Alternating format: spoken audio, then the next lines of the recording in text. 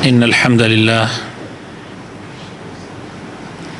نحمده ونستعينه ونستغفره ونستهديه ونعوذ بالله من شرور أنفسنا ومن سيئات أعمالنا.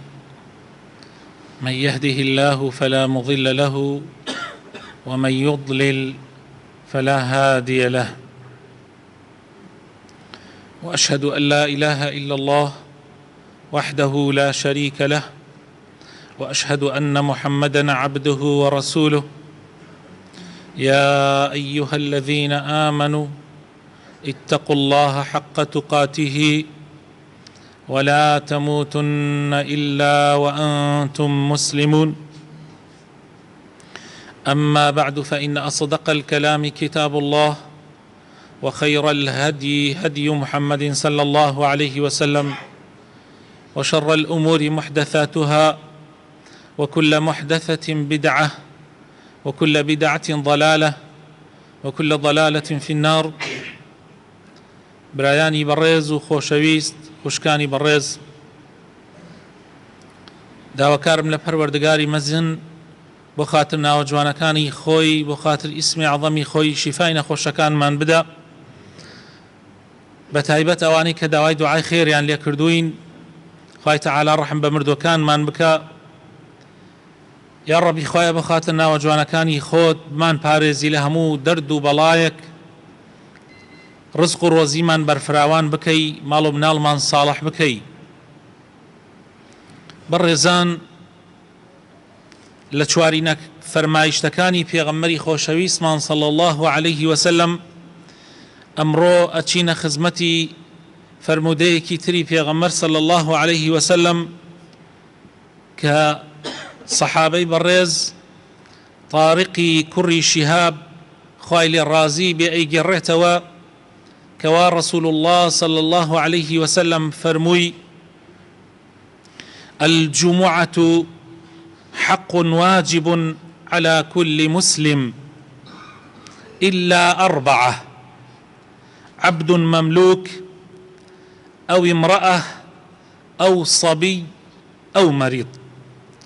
ئەم حەدیثە ئیمامی ئەبوو داود و کەسانێکی تریش ڕیوایەتیان کردووە، و زانایان بە تایبەت شێخ ئەلبانی بە صەحیحی داناوە. فرمودەکە فرمودەیەکی صەحیحە،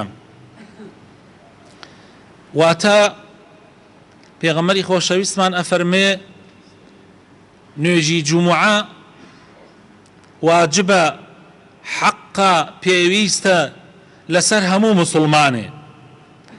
تەنها ئەمانەی لێ دەرەکا پێغەمبەر صلی الله عليه وسلم چوار کەس: عەبدێک کۆیلە و بەندە بێ، مڵکی خۆی نەبێ، ئافرەتێک،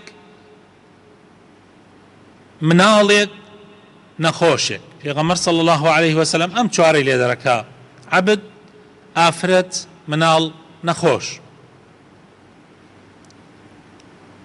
لە حەدیثی تریشە یان بەعام ئەوەش هاتووە کەوا کەسێک ئەگەر بۆ سەفەر بچێ، لە گەشت و سەفەرا بێ، ئەویش نوێژی جمعەی لەسەر واجب نییە، چونکە پێغەمبەر صلی الله عليه وسلم لە کاتی سەفەرا هەرگیز جمعەی نەکردووە، و ڕێوایەتیش هاتووە لە سەحابەوە کەوا مسافر جمعەی لەسەر نییە. ئەم فەرمایشتەی پێغەمبەر صلی الله عليه وسلم فەرزیەتی جمعەمان بۆ دەرەخات. طبعا جمعە فەرزە بە ئاەتی قورئان و بەم حەدیثەی پێغەمبەر صلی الله عليه وسلم و ئەحادیثی تریش و ئیجماعی ئومەتی یا زانایانی ئومەتی ئیسلامی لەسەرە کەوا جمعە واجبە. خوای تەعالی لە قرآن لسورة الجمعة أفرمي: يا أيها الذين آمنوا إذا نودي للصلاة من يوم الجمعة فاسعوا إلى ذكر الله وذروا البيع ذلكم خير لكم إن كنتم تعلمون. واتا أي أو كساني كباورتان هناوة ئەگەر بانگ درا لە ڕۆژی جمعەیە بۆ نوێژی جمعە بڕۆن بەدەمی بانگی خواوە واز لە کڕین و فرۆشتن بێنن ئەوە باشترە بۆتان ئەگەر بزانن. یعنی ئەمرە لەلایەن خوای پەروەردگارەوە کەوا ئەگەر بانگ درا بۆ نوێژی جمعە تۆ بڕۆی بۆ نوێژی جمعە و واز لە کڕین و فرۆشتن بێنی. ولا حديث هاتوا حديث تر في غمر إخوة صلى الله عليه وسلم فرمي رواح الجمعة واجب على كل محتلم. رويشتن بونيوجي جمعة واجب لسر همو كسيكي بالغ، همو نيرينيكي بالغ واجب لسري بروا بو نيوجي جمعة. هر كسي واز لنيوجي جمعة بين يخوش ويسكانم ببيع عذري شرعي براسي زور گوناح بارە. هەر کەسێ نوێژێکی جمعە نەچێ، نوێژێکی جمعە نەچێ بۆ جمعە زۆر تاوانبارە بەبێ عوزر ئەگەر نەچێ. هەر کەسێ سێ نوێژی جمعە نەچێ بۆ نوێژی جمعە، یعنی سێ جمعە لەسەر یەک نەچێ بۆ نوێژی جمعە، بەڕاستی لە فاسقان ئەژمێررێ. لەو کەسانە ئەژمێررێ کە لە ئیسلامە بە فاسق ناو ئەبرێن، بە تاوانبار ناو ئەبرێن و مۆری نیفاق و دووڕی ئەدرێتە سەر دڵی. پێغەمبەری خۆشەویستمان ئەفەرمێ صلی الله عليه وسلم کەسانێک لەوانەی کە وازیان ناچن بۆ نوێژی جمعە باواز بێنن لەو کارەیان یان خوای تەعالا مۆر ئەدا بەسەر دڵیانە و لە بێئاگاکان ئەژمێررێن، وەکو ئیمامی مسلم ئەیگەڕێتەوە. و لە حەدیثی تر هاتووە پێغەمبەری خوا ئەفەرمێ صلى الله عليه وسلم من ترك ثلاث جمع تهاونا بها طبع الله على قلبه. هەر کەسێ سێ جمعە لەسەر یەک نەچێ بۆ نوێژی جمعە، خوای تەعالا مۆر ئەدا بەسەر دڵیە. یعنی هەر کەسێ سێ جمعە لەسەر یەک نەچێ بەڵام بەبێ عوزر. ئەگەر کەسێ عوزری هەبێ نەخۆش بێ یان سەفەر لە سەفەرا بێ ئەوە حاڵەتەکە جیاواز. کەوابوو 5 کەس جمعیان لەسەر فەرز نییە. یەک عەبد کە ئێستا لەم زەمانە سوپاس بۆ خوای پەروەردگار عەبدایەتی نییە بەو شێوازەی کە هەبووە لە زەمانی پێغەمبەر صلی الله عليه وسلم. نەخۆش کە نەتوانێ بێ بۆ نوێژی جمعە، نەخۆشیەکەی بۆ خۆی نەتوانێ وەکو جەستەی یان ئەو نەخۆشیەی زەرەری هەبێ بۆ مسلمانان نابێ بێ بۆ نوێژی جمعە. مناڵ نوێژی جمعەی لەسەر فەرز نییە، ئەگەر بێت ئاساییە بۆ فێرکردن بیهێنی لەگەڵ خۆتا ئاساییە، بەڵام مناڵ ئەگەر بالغ بوو یعنی لە 12 ساڵان بەسەرەوە لەسەری پێویست ئەبێ، تقریبا لە مناڵ لە 12 ساڵان و بالغ ئەبێ بەسەرەوە. و ئافرەتیش نوێژی جمعەی لەسەر فەرز نییە وەکو فەرز، بەڵام وەکو سنەت لە ڕاستیە هاتنی ئافرەت بۆ نوێژی جمعە ضرورە. یعنی لەم زروفە بە تایبەتی ضرورە ئافرەت بۆ ئەوەی کە لە دینەکەی تێبگا شارەزایی هەبێ، ضرورە ئەگەر پیاو بتوانێت جەوێکی بۆ بڕەخسێرێ بتوانێت ئەو سعاتەی جمعە ئامادەی وتاری جمعە ببێ وەکو ضرورەتێک بۆ ئەم زەمانە بێت، بەڵام وەکو فەرزی شەرعی لەسەر ئەو فەرز نییە. ئەو کەسەی مسافر بێ جمعەی لەسەر فەرز نییە، بەڵام ئەو کەسەی مسافر بێ جمعەی لەسەر فەرز نییە، بەڵام ئەگەر گەشتە شوێنێک لەو شوێنە جمعە کرا باش واتانێ جمعە بکە، باش واتانێ جمعە بکە، لە شەرعە مستحبە جمعە بکات و بەشداری جمعەی مسلمانان بکە ئەگەر شوێنێک جمعەی تیا کرا.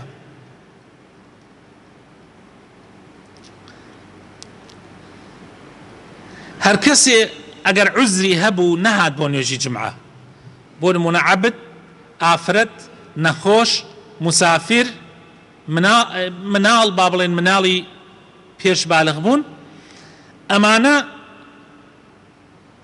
ئەگەر نەهاتن بۆ نوێژی جمعە نوێژە فەرزەکەی نیمەڕۆ لە کاتی خۆیان ئەکەن، نوێژی جمعە نەهات، نوێژی نیمەڕۆی لەسەر فەرزە لە کاتی خۆیان بیکە، بەس ئەو کەسانەی کە هاتن و جمعەیان کرد ئیتر نیمەڕۆیان لەسەر ئەکەوێ. نیمەڕۆ بەدیلی جمعەیە، بەڵام کەسێ نەهات بۆ جمعە نوێژی نیمەڕۆ لە کاتی خۆیان ئەکا. کاتی ئەڵێ نوێژی نیمەڕۆ لە کاتی خۆیان، یعنی بانگی نیمەڕۆ لە چی کاتێکا ئەبێ؟ لە بینی نیمەڕۆ و عەسرا نوێژی نیمەڕۆکەی ئەکا. بۆیە ئەبێ ئاگادار بین، مەرج نییە یعنی ئیلا خوتبە و نوێژی جمعە تەواو بێ ئەو جا ئەو نوێژ بکە، نا هەر بانگی نیمەڕۆ. بۆ نمونە ئێستا ئەمڕۆ لە 11:48 دقە نوێژی نیمەڕۆ ئەبێ، ئیتر ئەو ئەتوانێت لە 11:48 دقە نوێژەکەی بکە، لە دوای ئەوە ئەتوانێت نوێژەکەی بکە. هەر کەسی هات بۆ نوێژی جمعە واجبە لەسەری بێدەنگ بێ. پێغەمبەری خوا صلی الله عليه وسلم لە حەدیثە ئەفەرمێ کە ئیمامی بوخاری ئەیگەڕێت و ئیمامی مسلمیش أفرمي إذا قلت لصاحبك يوم الجمعة أنصت والإمام يخطب فقد لغوت. هر كسي لكاتي وتاري جمعيا بهاوريكي بلي بيدنگ با بلغو بحسابه، لغوش يعني بقسي بوچ بحسابه، يعني لخيري جمعكي كما كاتوا جاء بي ئاگادار بین، حتى بە هاوڕێکەت بڵێ بێدەنگیش بە بۆ تۆ خراپە، بەڵام ئەگەر ئەوەی پاڵت قسەی ئەکرد ئەتوانی ئیشارەتی پێ بدەی دەست بنەیتە سەر دەم تا وەکو هەندێک لە زانایان فەرموویانە یعنی بێدەنگ بە، بەڵام وە قسەکردن بە هیچ شێوەیەک نابێ قسە بکەی.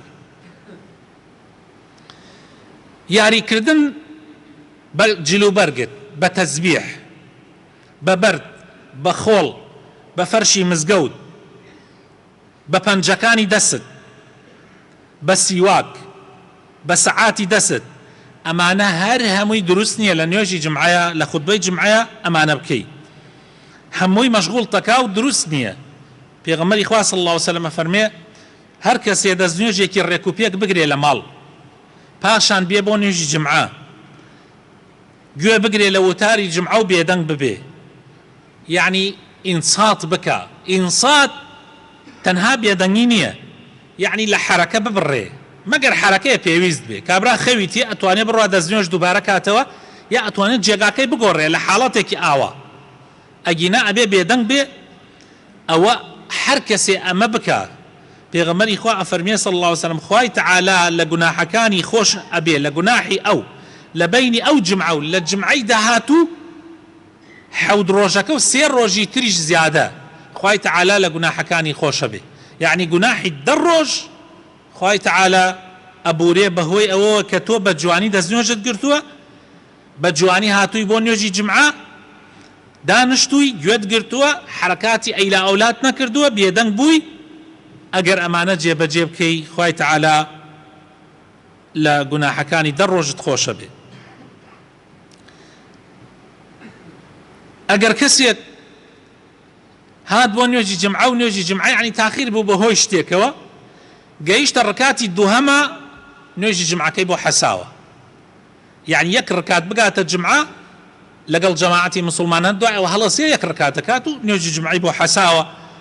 ئەمە وەکو ضرورات، وەکو حەساو، ئەگینا خۆی لە ئەسڵا وایە کە ئینسان ئەبێ کاتێلێکی زۆر پێشی جمعە ئامادە ببێ و بە جوانی لە وتاری جمعەیە ئامادە ببێ و لە نوێژەکەیشە، ئەمە ئەسڵە. بەڵام لە حاڵەت زەرورە، ئایا گەر تۆ پیا نەگەیشتی حاڵەتێک کاتە پێشەوە، ئایا جمعە لە چی کاتێکەوە بۆت حەساوە؟ ئەگەر 1 ڕکات بگەیتە نوێژی جمعە، جمعەکەت بۆ حەساوە لەو حاڵەتە. بەڵام ئەگەر نەگەیشتیتە 1 ڕکاتە، گەیشتیتە تەحیاتە بۆ نمونە، گەیشتە ئەخیری نوێژەکە، ئەوە ئەبێ هەڵسی 4 ڕکات بکەی، نوێژی نیمەڕۆ حەساوە، ئیتر جمعە نامێنێ، ئیتر حەسابی نوێژی جمعە ناکرێ، حەسابی نوێژی نیمەڕۆ ئەکرێ. لە کاتی نوێژی جمعە ئەسڵ وایە ئینسان باز نەدا بە سەرشانی خەڵکە، ئەسڵ وایە تو هاتی بۆ نوێژی جمعە بێیتە پێشەوە، یعنی ئەم بۆشایانەی کە هەیە لەم زروفە وەزعە ناکە، ئێستا ئێمە ناومان ناوە کۆرۆنا و ئەمانە باس ئێستا ناکەم، بەس لە کاتی اعتیادیە نابێ ئەم بۆشایانە هەبێ لە بەینە، نابێ ئەم بۆشایانە ئەبێت تۆ هاتی یەکسەر بۆشایەک پڕکەیتەوە، نابێ بێ لە ئەخیرۆ دانشی، چونکە دوایی ڕێگا لە خەڵک ئەگری بێتە ناو جمعە و بێتە پێشەوە. ئەگەر جمعە هاتی بۆ جمعە نابێ باز بدەیەوە بانشان خەڵکە. پێغەمبەری خوا صلی الله عليه وسلم چاوی لە زەلامێ بوو لە ڕۆژی جمعە بەسەر خەڵکە بەسەر شان خەڵکە بازێدا. پێغەمبەر صلی الله عليه وسلم فەرمووی دانشە ئیجلیس فەقەد ئاذەیتە و ئانەیت، دانشە ماڵت ئاوا بێ تۆ درەنگ هاتی بۆ جمعە، دوای ئەوە ئەتشێوێ ئازاری خەڵکی بدەیت و بە بانشان خەڵکە باز بدەیت، شتی وان نابێت، لە شوێنی خۆتا دانشە.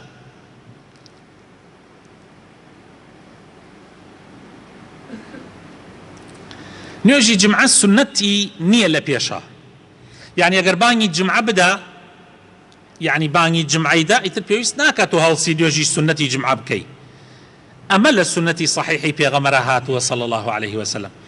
بەڵام پێش بانگی جمعە نوێژی نەوافلمان هەیە لە ڕۆژی جمعان.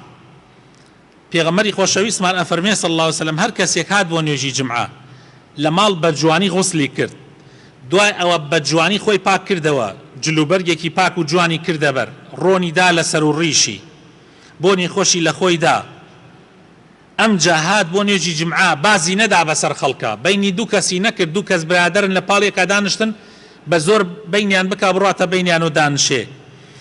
چەندێ بۆی بکرێ نوێژی سنەت نەوافل بکە، ئەو نوێژە نەوافلە بەر لە بانگی جمعەیە. پێغەمبەری خوا صلی الله عليه وسلم لەم حەدیسە هانمانەدا بیکەین، یعنی دوای ئەوەی تەحیەی مزگەوتت کرد دوو ئەتوانی چەندێ نوێژ بکەی بۆت بکرێ بیکەی. لە حەدیثی لە سەحابەی پێغەمبەر هاتووە صلی الله عليه وسلم هەندێکیان 4 ڕکاتیان کردووە، هەندێکیان 8یان کردووە، هەندێکیان 12یان کردووە، بەڵام بەر لە بانگ، چونکە سنەتی جمعە سنەتی نییە، ڕەواتیبی نییە لەبەر لەوە.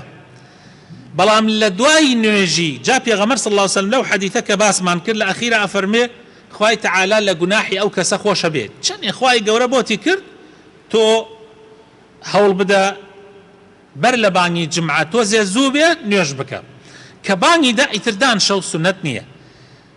جمعە گوێ لە وتارەگری، دوای ئەوە گوێت لە وتارگرت نوێژی فەرزەکەی لەگەڵ ئیمامە، دوای ئەوە ئەتوانی 2 ڕکات نوێژی سنەت بکەی، ئەتوانی 4 ڕکات بکەی، ئەتوانی 2 ڕکات و 4 ڕکاتیشمان هەیە. ئەوە سنەتی دوای نوێژی جمعە سنەتی هەیە.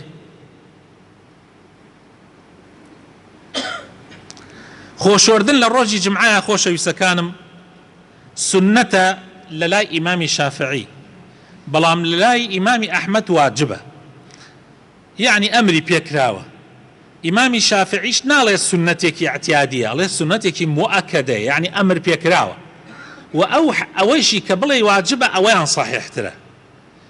غسلی ڕۆژی جمعە یعنی خۆشۆردنی ڕۆژی جمعە، غسلی ڕۆژی جمعە یعنی خۆشۆردن، ئیتر هیچ شتێک یعنی وا نەزانی بێژی ئاخە من نازانم غسل بکەم، بۆ نازانی خۆت ناشۆری مەلە ناکەی، یعنی مەلە بکەوتەوە، بەس نیەتی مەلەی جمعەت هەبێ، نیەتی مەلەی جمعە. پێغەمبەری خوا صلی الله عليه وسلم فەرمێ غسلی جمعە واجبە لەسەر هەموو کەسێکی بالغ. ئەم حەدیثە ئیمامی بوخاریە گێڕتو ئیمامی مسلمیش. لەبەرەوەی بۆنت عرەقت کردووە، بۆنت هەیە، چڵکنی لە ئیشەوە هاتووی لە دوکانەوە هاتووی، یعنی لە دوای نوێژی بەیانی حتا وەکو نوێژی جمعە، هەتا بانگی جمعە ئەلەو بینە باشواتانێ یان ئەمری پێکردووە پێغەمبەر صلی الله عليه وسلم ئینسان خۆی بشوە. ئەگەر حتا درەنگتریش خۆت بشۆری باشترە، یعنی مەسەلەن بەر لە ئەوەی بێ بۆ نوێژی جمعە خۆت بشۆری، بۆ ئەوەی وە پاکی وە جوانی بێ. خۆشۆردن لە شەوە ناوێت بۆ نوێژی جمعە، هەنێک کەسێ شەو جمعە خۆی شۆرێ، ئەو خۆشۆردنی شەوە بەری نوێژی جمعە ناکەوێ، دوای نوێژی بەیانی هەم جارێکی تر ئەبێ خۆت بشۆری، یعنی حتا نوێژی جمعە لە دوای نوێژی بەیانی هەتا نوێژی جمعە. ئەمە زانایانمان ڕەئی ئەسەح و بەقەوەت ئەوەیە کەوا ئەمری پێکراوە واجبە، ئەو واجبە لە دەستی خۆتان مەدەن. زوو هاتن بۆ نوێژی جمعە پێغەمبەر ئەفەرمێ صلی الله عليه وسلم هەر کەسێ بە جوانی خۆی بشواو بزوي بيبوني وجي جمعة هر هنغاوي كأينا أم حديثة قويل بقرن زور قرنقة كان له بكل خطوة يخطوها أجر سنة صيامها وقيامها. هر كسيك بجواني خوي بشواو زوو بێ بۆ نوێژی جمعە هەر هەنگاوێک کە ئەینا خێری یەک ساڵی دەسەکەوێ هەر هەنگاوێ ساڵێکی نەک ساڵی اعتیادی ساڵێک کە ڕۆژوو تیشتیا کرد بێ وە شەو نوێژی تیشتیا کرد بێ بۆیە زوو هاتن بۆ نوێژی جمعە زۆر گرنگە زۆر گرنگە و چەندین حەدیثی پێغەمبەری لەسەرە صلی الله عليه وسلم خوای تعالی بۆ خاتر ناوجوانەکانی خۆی ڕەحمان پێ بکە و طاعەت و عیبادەتمان لێ قبول بکە یا ڕەبی خوایە وەمان پێ بکەی کە هەر ئایەتێک هەر حەدیثێکی پێغەمبەر صلی الله عليه وسلم هەر قەولی پیاوچاکێک و پێشینان و پیاوچاکانی ئومەت ئەبیسین وەری بگرین عملی پێ بکەین لەناو دڵمان جێگیر ببێ یا رب العالمین یا ڕەبی خوایە ئیسلاحی حاڵمان بکەی یا ڕەبی خوایە کاربەدەستانی ئەم وڵاتە ساڵح و باش بکەی یا ڕەبی خوایە لە خراپە بە دوورمان بگری لە دووبەرەکی و تەفریقە بە دوورمان بگری ئامین ئامین.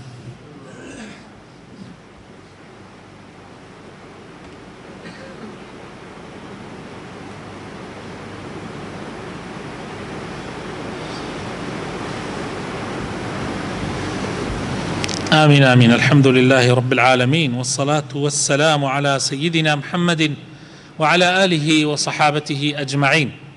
يا أيها الذين آمنوا اتقوا الله ولتنظر نفس ما قدمت لغد واتقوا الله إن الله خبير بما تعملون.